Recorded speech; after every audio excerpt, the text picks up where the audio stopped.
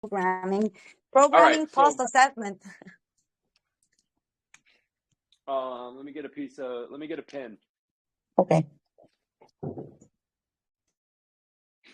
So programming, you're overthinking it, I guarantee you. Okay? Because I am sure. you come from a world of overcomplicated programming, right? So my goal with all this is to simplify it, not just for you and I, but for the person we're guiding it through. Luke, if I have to take you out of that, will you behave? You might. I'm going to try this. Sorry. Oh, it's okay. Out, so we're not listening to the holler. We're moms. We understand. Here you go. Been there. Been there, done that. Yeah. T-shirt Twice. doesn't fit anymore. All right.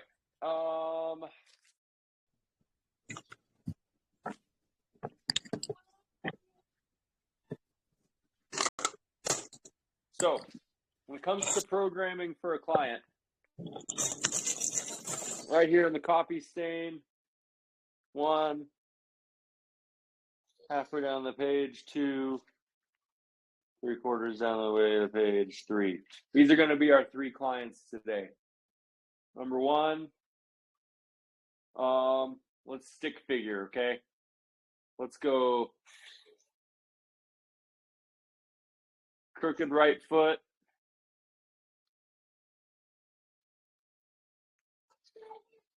Number 2 has a bad posture. Sorry. Rounded shoulders.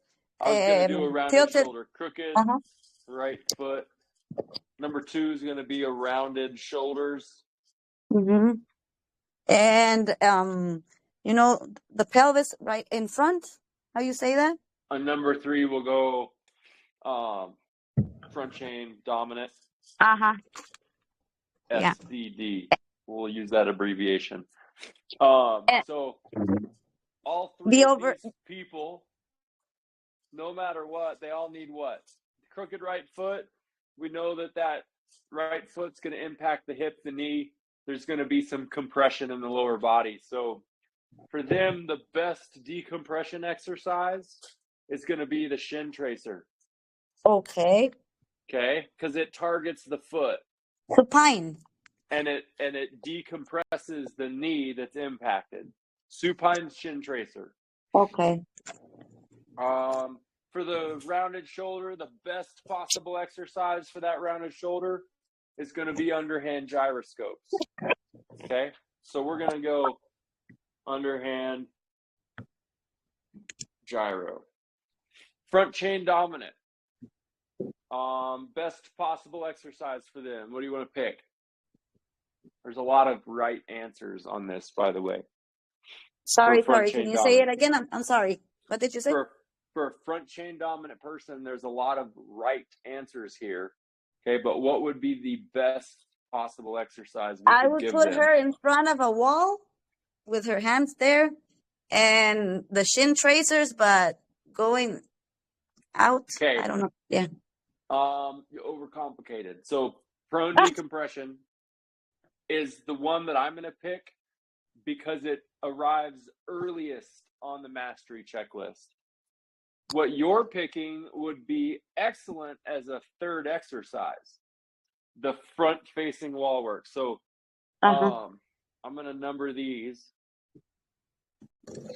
So do we want to do prone decompression or do we want to do standing decompression? Because either of those will work here when it comes to value. Standing decompression would be most appropriate because getting somebody on their belly, if they're front chain dominant and they're having pain, getting them onto the ground might actually be something that's difficult right out of the gate. So that's why I'm going to pick standing decompression as the number 1. Back to crooked right foot. We've already got shin tracers. Okay, so we're on our back. We're doing the shin tracers. For the right foot, if it's crooked, when we're walking, then we know it's going to be a bad landing. So there's 2 ways to think here, and I'm going to apply both of them. The first is the landing. I want to develop a better landing. So I'm going to do some wall work with the foot straight, with the heel up off the ground. And I would like to push just this right hip into the wall and see if they can hold that. Like So we're gonna a single leg. We're gonna work just one we're leg. gonna go right to the right foot for them. We're gonna go, okay, right foot, hip into the wall, because we're giving them the wall for support and to push their butt into. If you wanted to, you could put a little rubber ball there, push into the rubber ball. There's a lot of ways to do it. I like the door frame. So if we were gonna walk through this door, open the door, door opens, we're gonna walk through. I'm gonna turn 90 degrees and I'm gonna set that hip into that door frame.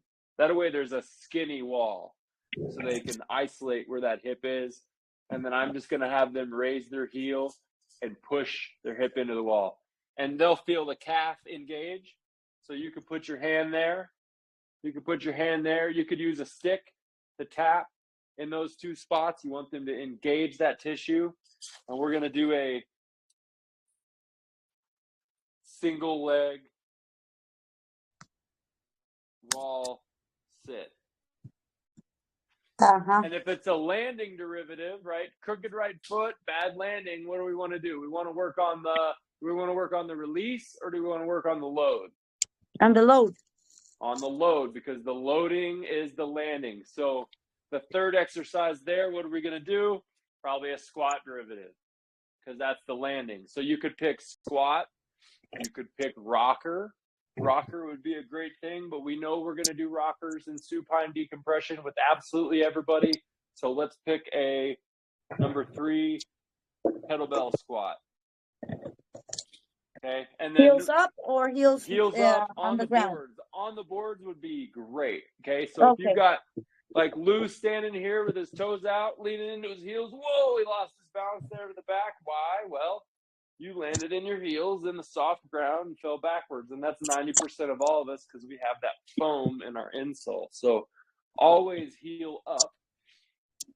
And then if you've got the boards, use the boards, because that scaffolding will help that foot. Because if it's a crooked foot, what do we know about the arch? It's likely mushy. Inside. So we're going to straighten the foot, and that's going to put pressure on the outside. And that's where the board does that for us.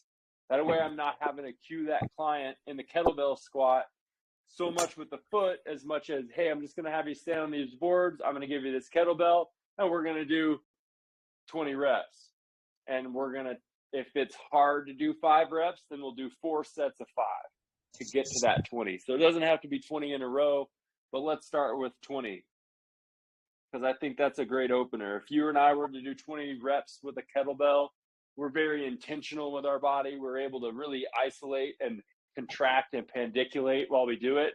We can get a great workout in 20 reps. 90% of the people are going to hold that kettlebell, and they're just going to be like, all right, am I doing this right? And day 1, hey, you're doing great. Let's see how we get to set number 4 or rep number 20, whatever we're going to choose. And it's a good idea to film it, because then you've got their video and you can review that with them after the session or in the next session, because at the end of the day, there's going to be a lot you can pick on. There's going to be a lot you can choose to say, hey, that's not very good.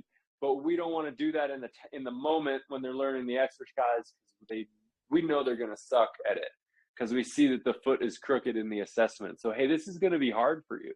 The kettlebell is there for a counterbalance. Okay, so the crooked right foot, the 3 exercises we'll do right out of the gate: shin tracers, single leg wall sit, and then a kettlebell squat. For number 2, rounded shoulders, what do we pick? Underhand gyroscope. Okay, are we going to do that in standing, or are we going to do it in kneeling? Standing. You can choose either of them. Standing, the best way to do that standing is if you're going to do it open environment, you're going to have to do the standing decompression and then integrate the gyros. Because if you go, hey, we're going to do gyroscopes, that person's going to walk up here like this. And a better use of their time is, hey, I'm going to put your butt on the wall. Or if possible, I'm going to put you in kneeling. Oh, Kneeling okay, is going to okay. be much easier because now we don't have to worry about what? Feet. The foot. The feet. So let's do underhand gyro, all right, in kneeling. Now we've got two birds, And one the stone. one that we put our hands in the back of the head, and you Elbow close your. packs. Yep. Uh-huh. Beautiful. Yes.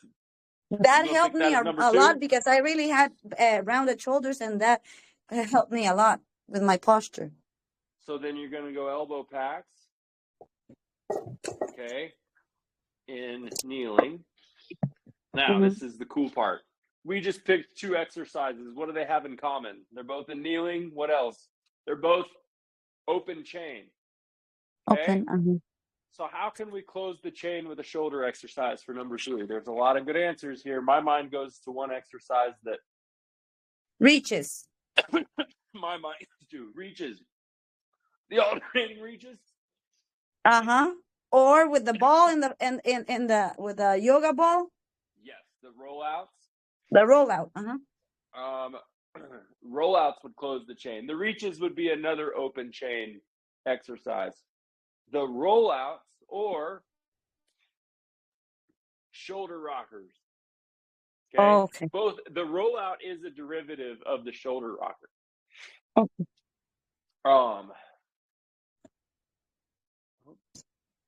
Gabby's trying to participate. Sorry, Gabs. Allowed to speak. Your speaking privileges. My bad. I felt like I was like, like I was being trapped in my words. No, actually I wanted to comment basically on exactly what Jeanette, we talk about it a lot. First of all, I wanted to say that I think after my pregnancy, my hips were well, and being so many days on bed rest, my hips were like, I don't know, I didn't know they were as tight. But today I was realizing, and I told Jeanette, and I actually told my husband just now, that it's amazing how I feel that my hips have changed. Like, I mean, the flexibility I have, and just how loose, and untight they feel is amazing. Like, I never thought I would feel this feeling, but it just feels so different, and I am so grateful for that. And today, besides that, I wanted to say that we were talking. I have a client. I don't know if Janet mentioned it because my internet went off, and I don't know. ¿Le hablaste de Grecia? She said you got a model that Oh, can help with some yes. posture work. Sí. Yes. And I think it's you know what? I think I'm gonna move a little to the business side, and I think working with this girl and helping her will lead us to help a lot of other girls and people. It's like a good market, like a new market. I think we can reach by helping her and helping other people. But I really do think that she, like, we've been watching her, and we always think about, like, she's so pretty and everything, but she has this terrible posture. And she said, you know what, she told me, even when I'm shooting and they force me to, and I feel like I have to be forced to have this straight posture with my shoulders on the back, and when I finish shooting, my body hurts so much. She says she feels so sore because she feels it's too, like it's too it's not a natural, like with her straight shoulders and good posture. So I really want to help her. So for her, We want to help her. Her occupation then really creates a lot of rigidity, right? Because you're but she has you're trying naturally a bad to posture. hit positions. Mm-hmm. I gotta point my butt out. No, it's totally right. the opposite. She points out in. She's stuck in, and then her shoulders are rounded, and then she has flat feet. So she's number 3. She's gonna be front chain dominant and rounded shoulders. Yeah, 100%. Hyperextended knees. Like exactly to the back. Okay. So she also has that. Yeah. Excuse me. Yes, her knees bend, yeah, backwards. No, no. Hyper extended knees. Add that to the client number 3 for the pro. Excuse me. So a little review here. We've done crooked right foot. Yeah. We picked shin tracer, single leg wall sit, and kettlebell squat. Number 2, rounded shoulder client. We picked upper hand gyros. We're going to do them in kneeling because we don't have to worry about the feet. Of course, week 3, week 2, as they progress, that's when you can start to integrate more of the gyroscope and the standing. Although I really believe that the kneeling recruits the most of the hip when you're in kneeling versus standing. Someone can use the calf, someone can use the foot, and the hip doesn't necessarily have to engage. But if you put somebody on their knees, the joint right above that kneecap is the hip. So if I'm going to work shoulders, I prefer to do it in kneeling or with somebody's butt on the wall, because then I know that the hip is engaged. And those anatomy lessons, you remember how much the shoulder is affected by the hip and vice versa. So even just holding the shoulders back and doing a squat. Okay, so how could I hold the shoulders back and do a squat? What piece of equipment could I use? Yep, I heard part of the word. Band? Yeah, Yes? band. So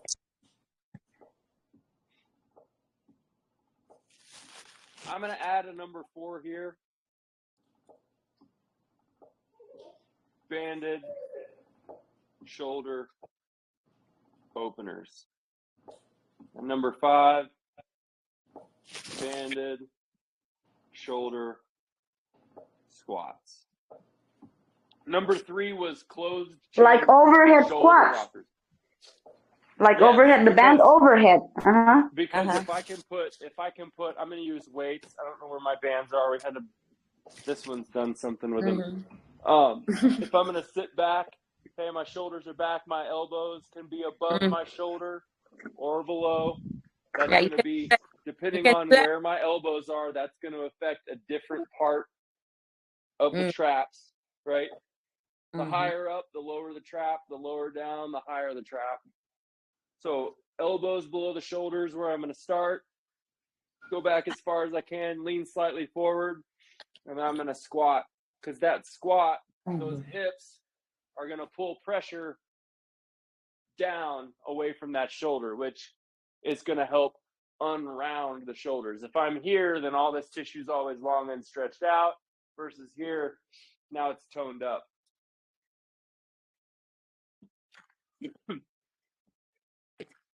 Excuse me.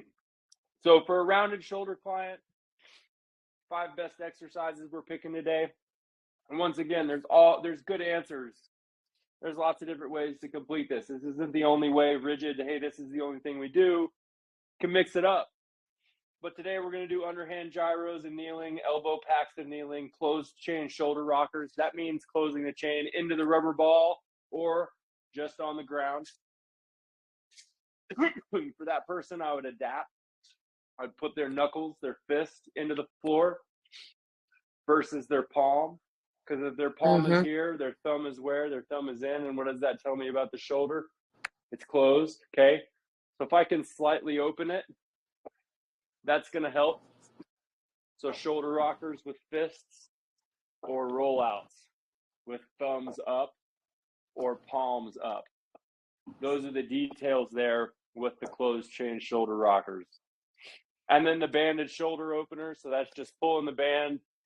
Okay, so this is the position we're always in. We're going to start her there. We're going to see if she can get up and open and out.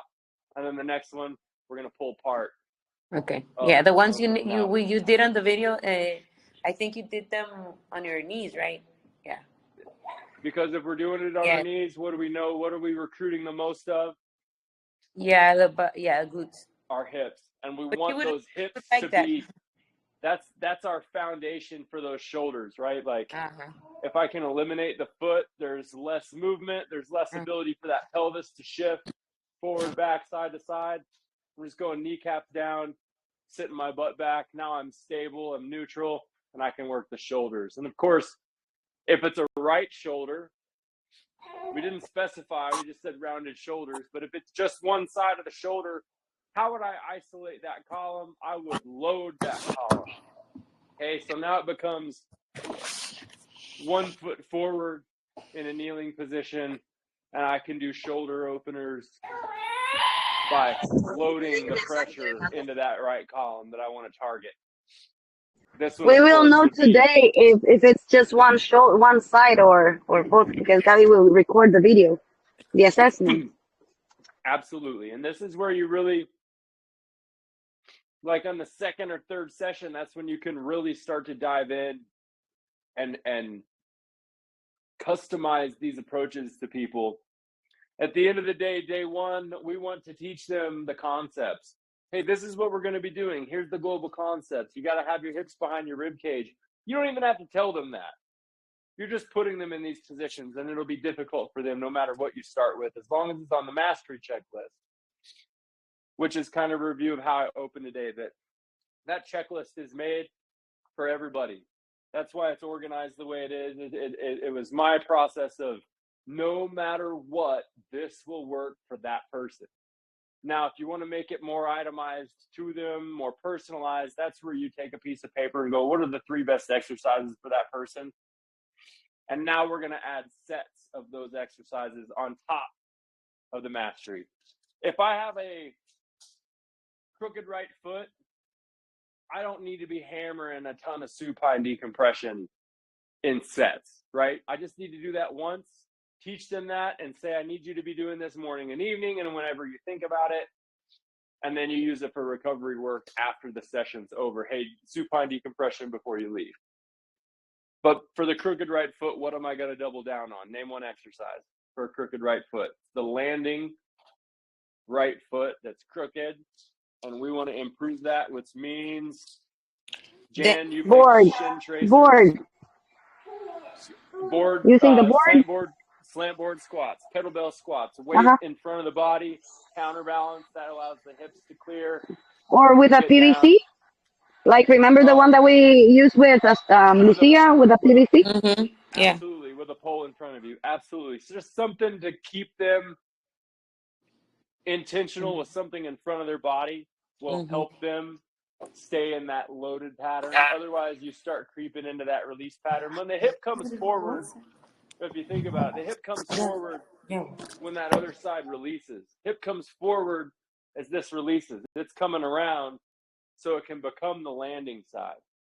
So the landing side, if it's crooked, then we know it'll leave crooked and it won't ever release properly unless it's really intentional with that person, which means they're really going to have to whip that upper body. And they can do that if they've had the proper training, if they're being intentional. But at the end of the day, we're trying to create a habit. We're trying to get this to show up in their subconscious. It's almost more fun to work with somebody when they have no idea what it is we're working on, because then they're not trying to do it any different. If you can just get them to approach it like exercise, that's where you go, hey, here are my 3 that I'm going to pick. Rounded shoulder, we picked 5. Before you did any of these shoulder exercises, what do we have to do? Decompression. Why? The shoulder because is directly sitting on top of the spine. So if that spine is compressed and then we start working on the shoulder, we're just creating more bad inputs in a way. So decompress, expand, elevate, and then work the shoulder. Rounded shoulder client is probably my favorite person to work with. Okay, that's 90% of the people in our lives. Sit in a chair, drive a car, eat at the dinner table, sit in a recliner and watch television. Everybody's here. So I'm glad we picked 5 exercises for that. If you were only going to pick 2, I like the upper hand gyro and the elbow packs.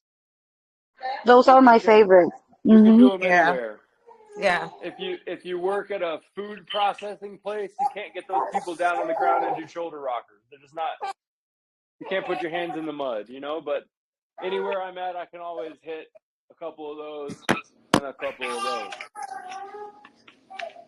All right, number 3, front chain dominant with the hyperextended knees. Number 1 exercise we picked was standing decompression. If I have someone with a hyperextended knee, okay, they're going to be here. And if they do the standing decompression, they're going to be tempted to extend that knee out. So if they're front chain dominant and they have a hyperextended knee, you know what I would start them with? Is the prone decompression. Kneeling. Prone. Okay. Because Like the tummy time. Yes, because you want to do the up. Yeah, exactly. it's going to You wanna do the protect the opposite. knee. Yeah. You're not gonna aggravate the knee further, because now you've got this. Yeah, they're front chain dominant, but now we know they're extended in the knee, which means we need to get the knee to soften. And if we soften the knee, they're gonna compress now here. Okay.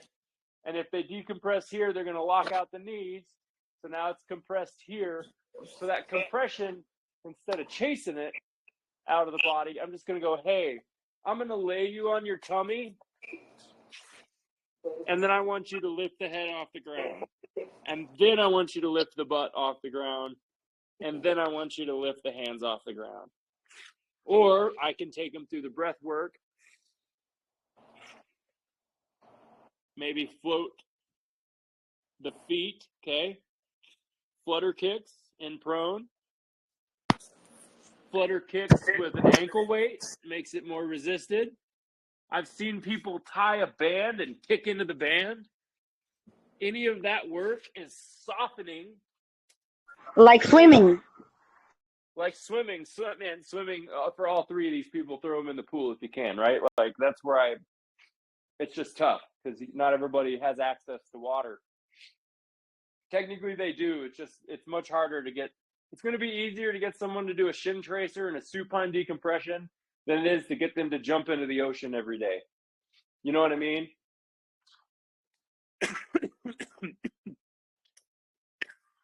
Sorry.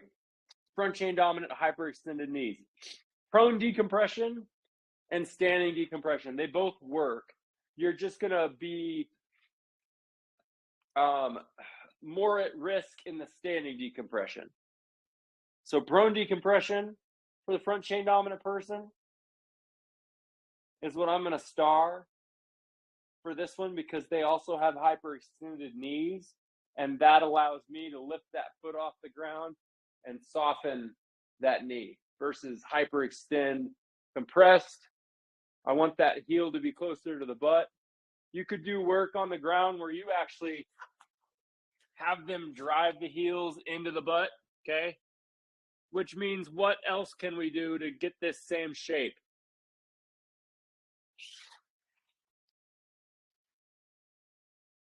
Crawling. Rockers, and then of Rocking. course crawling, yes. But if you integrate rockers for that front chain dominant person, for that model, child rockers, I bet you. I think Henry wants to speak. Oh, Henry, allowed to speak. Let me get it. He's raising his hand. That's so polite. That's funny. Henry, what up? Hey, what up, Cody? I'm listening. So, sorry, Lou. We're doing some programming, and it's recorded, so you can go back and listen to the beginning. No, I was here. I was here before. All right, cool. Nice. We thought you were raising your hand. I was raising my hand before, but now I'm listening. Does that make sense about with the knee? Because that pertains to you, right? If you've got compression in the knee, if you got a meniscus tear, you got scar tissue, then the hyperextended knee is going to be the default mechanism for the brain to create stability. And if you see that in somebody, then you know you've got to build calf, hamstring. So laying on your tummy, this isn't an exercise we've done yet, but just driving the butt into the heel, okay, is going to stretch out the front of the knee and tighten and strengthen the musculature in the back. And then, so laying on your tummy, standing decompression would be great for a front chain dominant person. We then added hyperextended knees with that front chain dominant. And I'm actually going to mark out standing decompression and keep prone decompression and child rockers. And then how can we make the prone decompression harder? Can we add bands, like add in the back? bands in a lot of different Or- ways. or- You can add weights. Or what I do sometimes is that I get the PVC, you know, and trace it like in front and then behind my neck. Then I Yep. put it like a Superman, but then Yep. that. So PVC or band laying on your tummy, and then Mhm. giving them something to look at that's up, Okay. like put a kettlebell, you know, like 10 feet in front of them, and say, hey, keep your eyes on that kettlebell. That way their eyes stay up when they're on their tummy, when they're doing that. And you can do it with a band or a PVC. You can do it with a towel. A towel. I say that right? That's a funny word, but I try to think about it. Towel. Towel. Toalla in Spanish. Toalla. Toya. Toalla. Toalla. To- It's even harder. Toalla. Mhm. So, Toalla is TOALLA. toalla. All right, I get that. Uh-huh. Because 2 L's is a Y. Yeah. I don't know if we made that more complicated or if y'all made that more complicated. 2 L's is a Y. The English language is messed up. I've been watching videos on how like all our words, they're spelled the same, but they're pronounced entirely different. And there's no rhyme or reason to it. So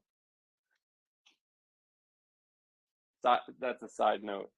Prone decompression, child rockers, prone decompression with overhead work. That's going to be great for this person with hyperextended knees. Number 5, how are we going to address the hyperextended knees? Supine decompression. What am I going to name this? We've done it, I think, once. When you do the supine decompression, let me get to the side here. You can pull the heels by pushing them down and pulling them up towards your butt and then back out. Uh-huh. Okay? This is just a knee specific version.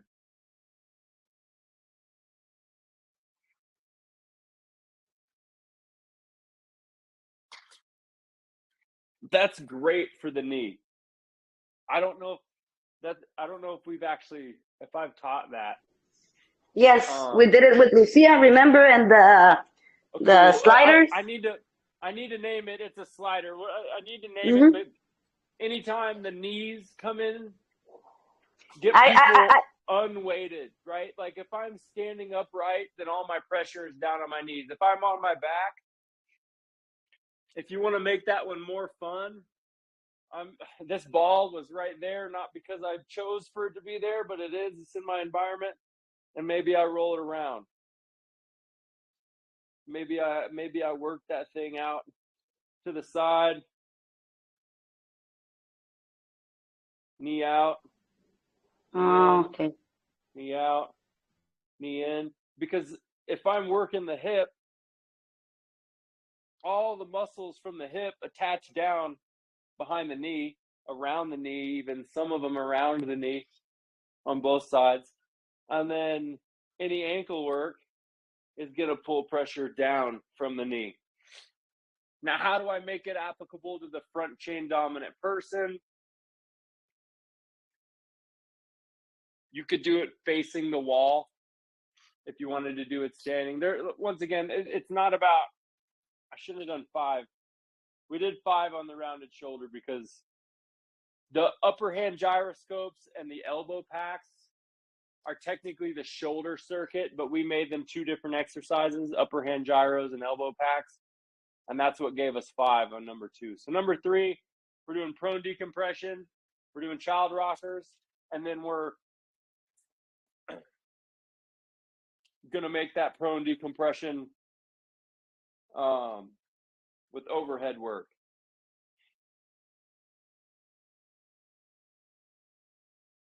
I remember that one of the exercises that also helped me was the squats in the boards, heels up, and with a band overhead. But you have to put the band in front of you and then in the back. Remember, in front of you and then in the back. But squatting.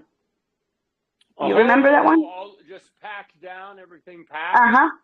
So for hyperextended knees, you could run into trouble there because now you're taking them. Oh, okay. I like it.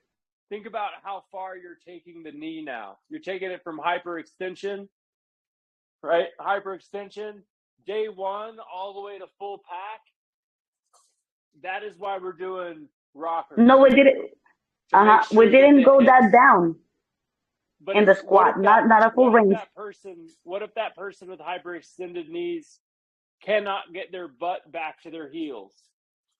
If they cannot get their butt back to their heels, that is going to negate this as an exercise, because this would actually be harmful on the knees if I can't do it yet here.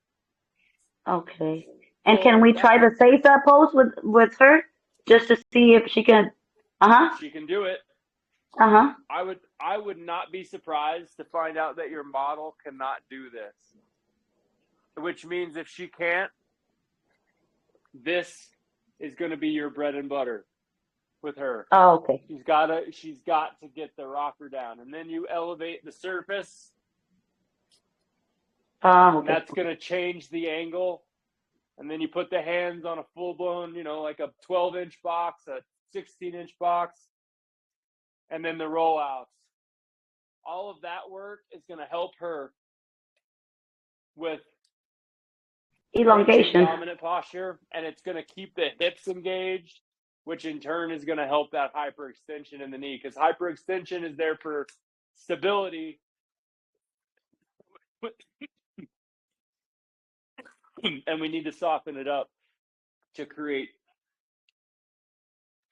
Does that make sense? From a 100%. Yes, 100%. Now I have a vision of what to do after the assessment. Perfect, and that I can picture. I can picture it in my mind. I take for granted that I have gone to school for that, right? For programming, and in therapy school, and in strength and conditioning and personal training, I believe they far overcomplicate that. And if you can just simplify it and go, man, what 3 things do I need to get really good at?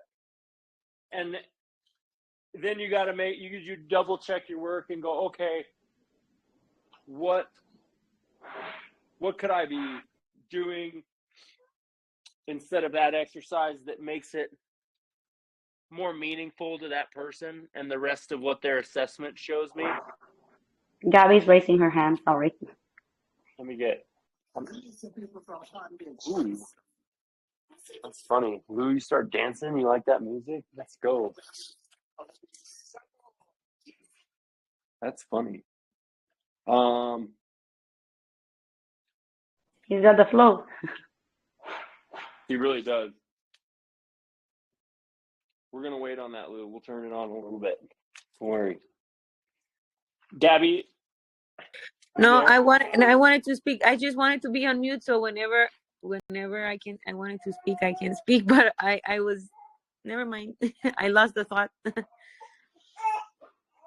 We were talking about hyperextension of the knees, talking about overcomplication of programming things. Yes, I am. No, I've been here all the time. The thing is that I am super excited that exactly what she was saying, that now we can act. I mean, it's funny how today a lot of things made a lot of sense just with today's class.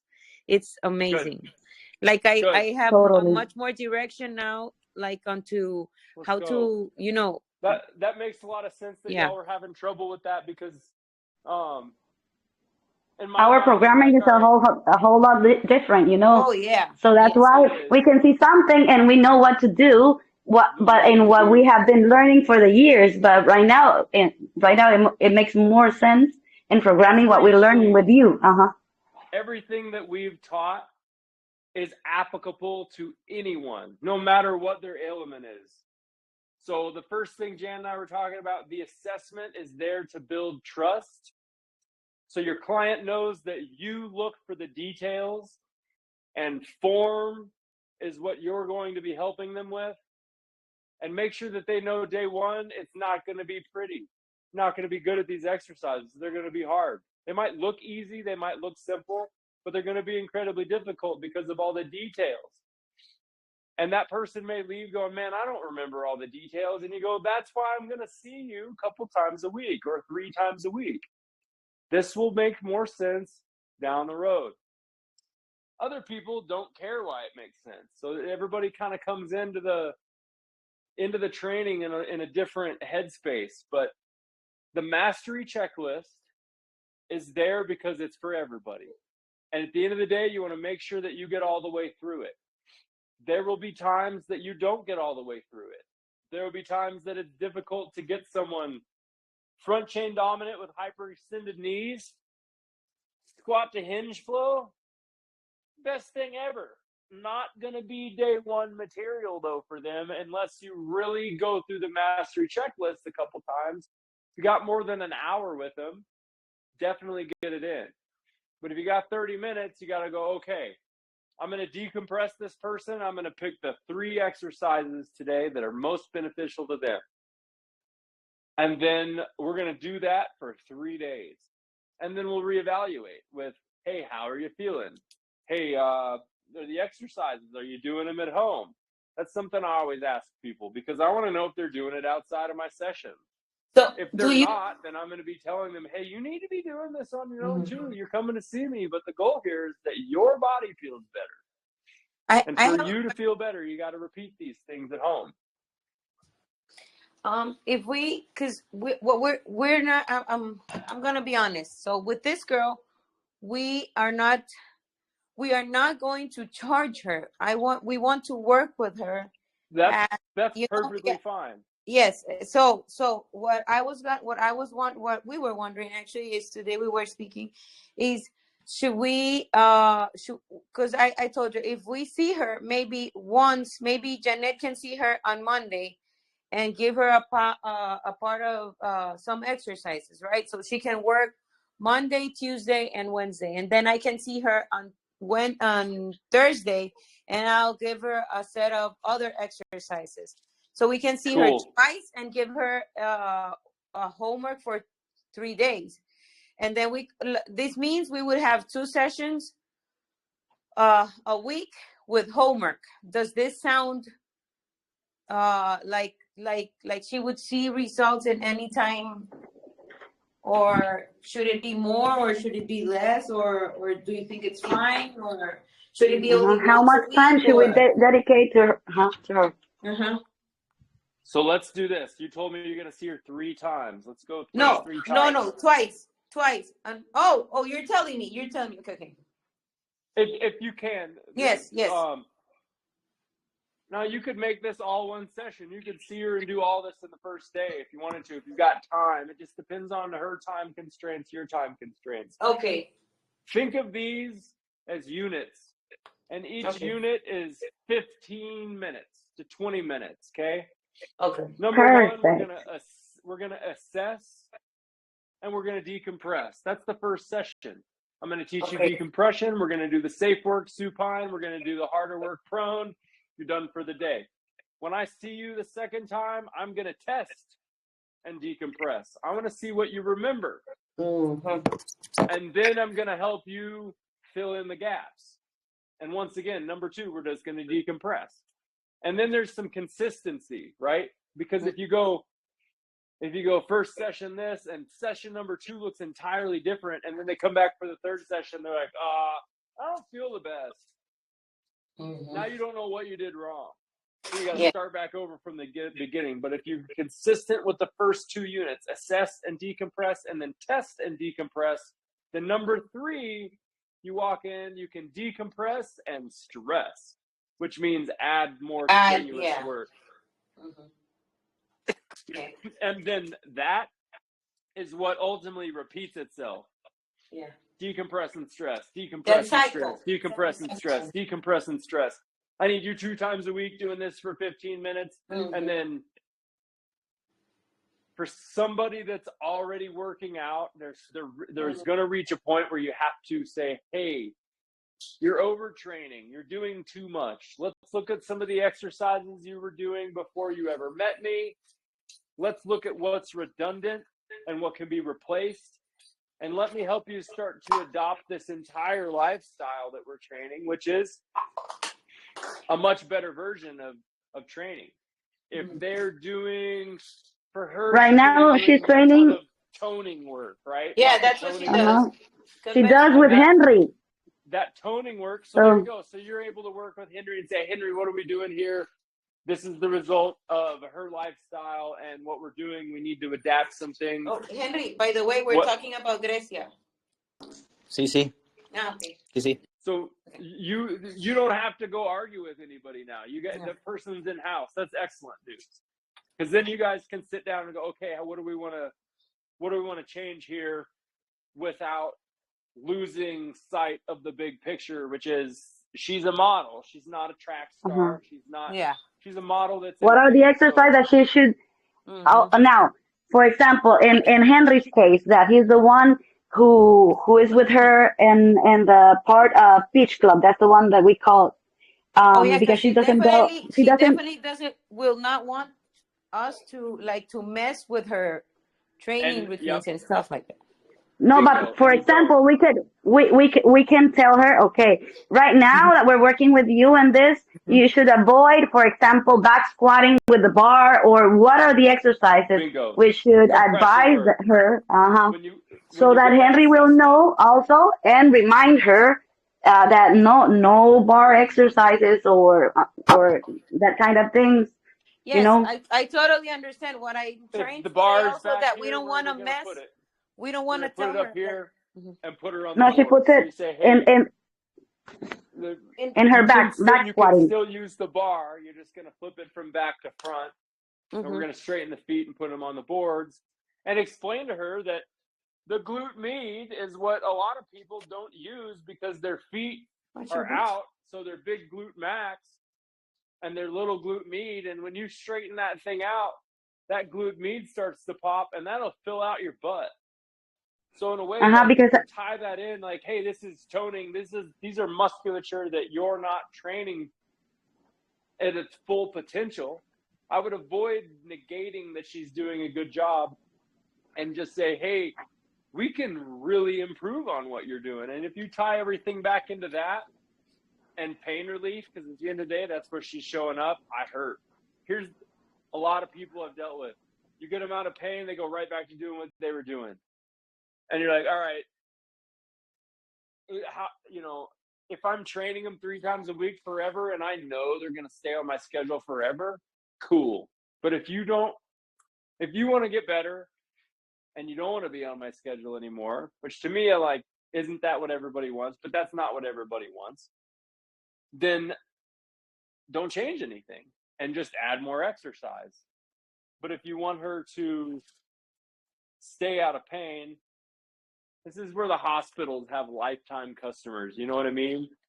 Because they're kind of hurt. Let's kind of fix it. And then they'll show back up in 4 months and we'll bill them again. Because they're kind of hurt in a different way now. And then they'll fix it. And then they'll show back up. And now you have this lifestyle cycle of these people it's like if I was running a snow cone stand, that's what I want. I want people to keep coming back for a snow cone. But that's not what we're doing.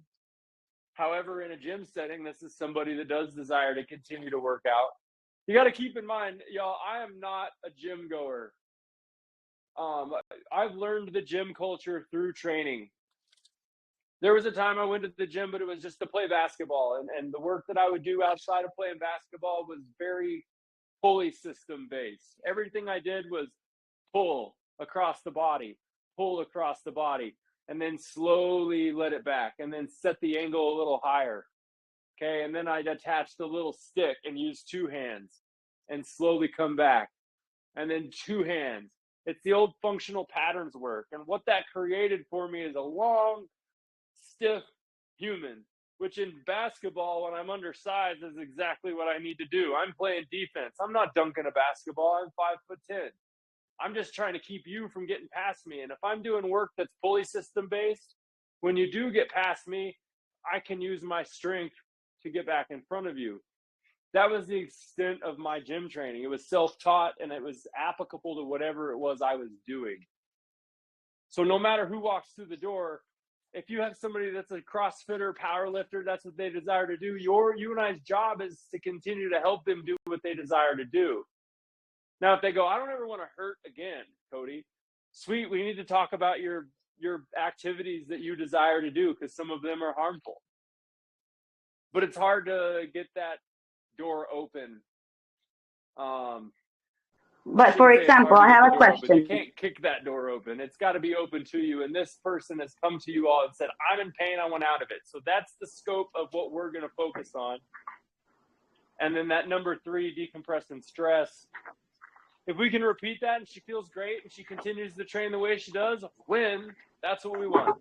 That's what we want. We don't want a full overhaul right out of the gate. Exactly. But it'll get to that point. With most people, it'll get to that point. But if they're I have a willing to question. do that at that point. Yes. I have a question. For example, we have some clients, well, most of people that I've known, they have some kind of pain, and mostly is it, for example, in the shoulder. So what I advise that kind of people is that you're not gonna stop working out your shoulders, but you're gonna work with dumbbells, and first one side and then the other side. That is something that we learned when someone has shoulder pain, not to work both shoulders at the same time. So we advise people like that, and they do listen. I mean, we're not changing their training structure, but we're advising how should you work. So for example, I've seen her working out. She works a lot her legs and her butt. So maybe we can advise her, okay, now use the bar won't go behind the neck, will go in front, or maybe you can use two dumbbells, or maybe you can use the kettlebell in the front, and put her on the steep board. Heels up on the steep incline board, and take any weight that's behind her up to the front, and she can literally just continue to do the squat versions with that. Perfect. Just a little change. Correct. We're going to use this platform. This platform's designed to really target the ass. You know, like you don't have to sell her that it's there to fix her feet. Because if I'm a model and somebody tells me my feet aren't right, I'm going to stay away from that person, because my profession is not to have ugly anything. And this person tells me my feet need fixed, and I don't need anything fixed. I'm doing great. Appreciate you. And I'm going to walk away from that person, right? That's what we're dealing with. So you're going, hey, I'm gonna add some things that are going to make you even better. And you said you were in some pain. And I think it's going to help you with some of your pain too, because we're going to get some tissues here that are working, and it's going to help out your back that's sore, because the bone, giving her a positive cues and muscle and the tone, and you tie it all into what they desire to do at the end of the day. And the more you do that, the better you're going to get at that. The better you're going to get at that. At the end of the day, that is my profession. What I did to go to school to is learning what people like to do. That's occupation. Not just their job, but like what they like to do. And occupational therapy is using that thing that they like to do and designing a program based on that. And that is where you and I's knowledge of humans is ever expanding. I learn more and more about people all the time. And then I go, oh man, I met this person one time that said that they liked modeling. And I remember doing this for them, and it was really helpful. Would you like to try it? And then they're like, sweet, yeah, you got experience. Even if it's only one person that you just happen to meet. And I think all of you are going to be able to say that to this person. She's not the first model that's walked through the door. Not the first pretty person that's working on aesthetics and how they look.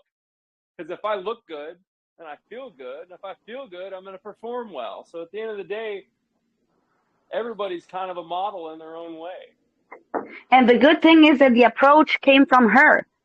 So And she's the she's coming one to ask who for is, help, not having to go, uh-huh, please, I she's see the one, something that's going to hurt you. Like she's I the one lost, who is aware that she has a problem, that she's, her feet aren't right, her posture. So she knows because she came to us. So that's a good thing. Because that's why Gabby and I didn't approach her, because we didn't know exactly what you said, that maybe she would not take it in the best, yep, way. But now that she came to us, so I think that we could help her more, because she will be open to listen. yep. I believe that. You're going to do awesome. Number one, assess and decompress. Upload it to OnForm. Let me know what you're planning to do with her, and then let me Of add course. to it. Right? Yes.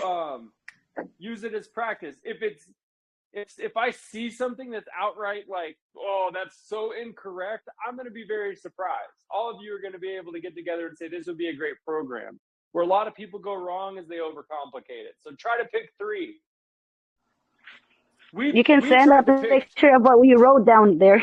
I'm gonna send us a type picture. it up. Okay, perfect. We tried to pick 3 exercises per person, right?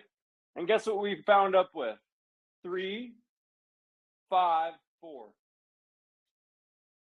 So we already overcomplicated what we set out to do, because there's an endless amount of exercises you can give to somebody.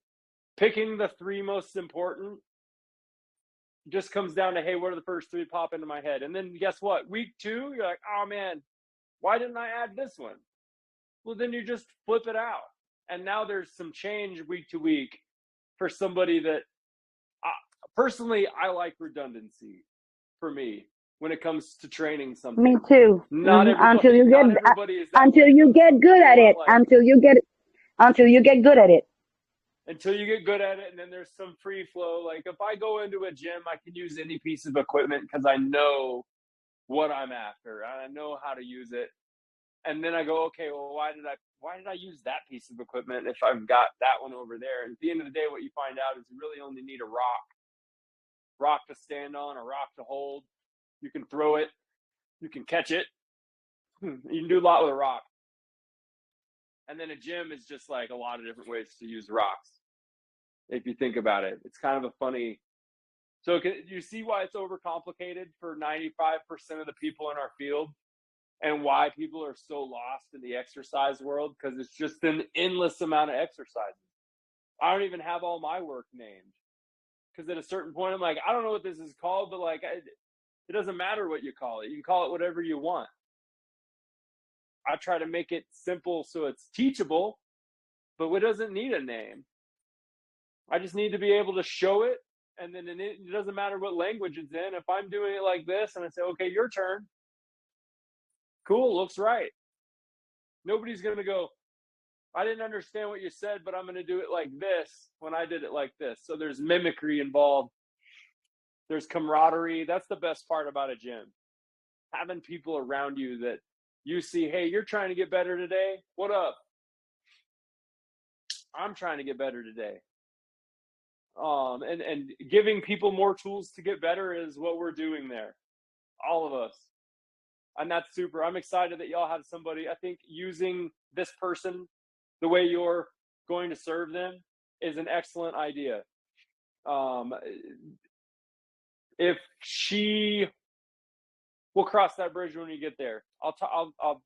I'm excited for how the assessment goes, and we'll talk further. I don't want to speak hypothetically and give you too many things to worry about. I will share you her Instagram profile, so you will have an idea of who she is. I like it. I'll follow for you her to know. after week 2. After week 2, I'll kind of stay. I am your consultant. Use me as a mentor, as a helper, but take the reins on this person. This is I'm a part of Array, but this is y'all's moment to say, hey, we can really make a difference in your life. Take it from her. This is what we've done with her in 3 weeks. What's your, put the mic, say, hey, you know, like, if you need to write up a contract with her that says, hey, we want to use your likeness, and that's what we're going to do for you. You don't owe us any money, but we want you to use your likeness. We need 3 videos. Can you do 3 videos? She's probably like, yes, for sure. She likes the publicity. She wants to be the face of something. So try to think as a team what you want in return, because your services are priceless. That's where it's hard to price this out. I dropped off a bunch of flyers yesterday to baseball parents. I went to 2 different high schools yesterday that were having their freshman baseball meetings. And I went in just to attend. I had packets, but what I did is I cut my rate in half and called it a student athlete card. The reason I'm doing that, because I know the student athlete. I know that high school kid isn't going to be the one paying me. I know it's their parents. So I have to make it work for their parents. Their parents aren't paying me a full price because they're going to go find a cheaper option. But what I'm offering, what you're offering, is priceless. You're giving them longevity. You're keeping them in their sport or activity, their respective activity. And that is priceless when you think about it. What would people pay to be able to do what they love again if they have been hurt? So you have to get it up front. You have to, if you can target that, if you can get her to talk about those type of things, that's going to go a really long way. Yeah, Just a that's simple the video. purpose. Hey, I'm so and so, and this is the gym I work out on. This is my team. You should give them a follow, right? Like, that's the most simple version. But saying, hey, like, we need you to understand that we're trying to create longevity, and you're coming to us because we can help you, and we want to help more people, and you can help us get the word out, and that is why we're going to take care of you in the way we are, because of who you are. But help us because of the people that we are too. If it's mutual and she understands that right out of the gate, you're going to have somebody that's bought in. Giving things for free to people,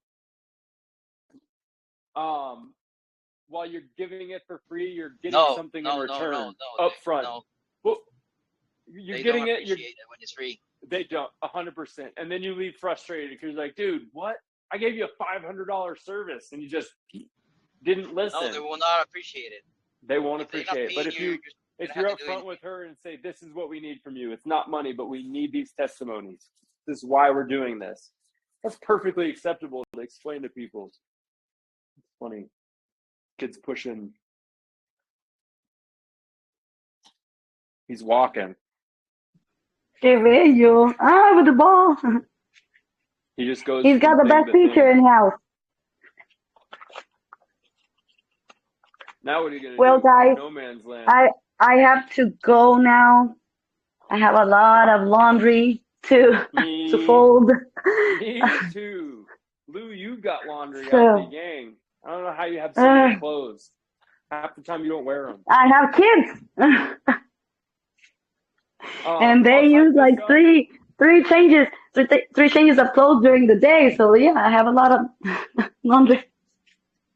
Guys, I'll type this up and Mother's I'll life. upload That's it. mother's life. And then just keep me in the loop. Love it. Love where things are going. Happy that this Will provided do. some clarity today with programming. Keep in touch. Once again, Thank you. it's saved, so I'll upload this later today to the chat, and then I'll type everything up as a quick review. And I'll see you all next Tuesday. Perfect. Thank you Cody. very much, Have a nice Cody. day.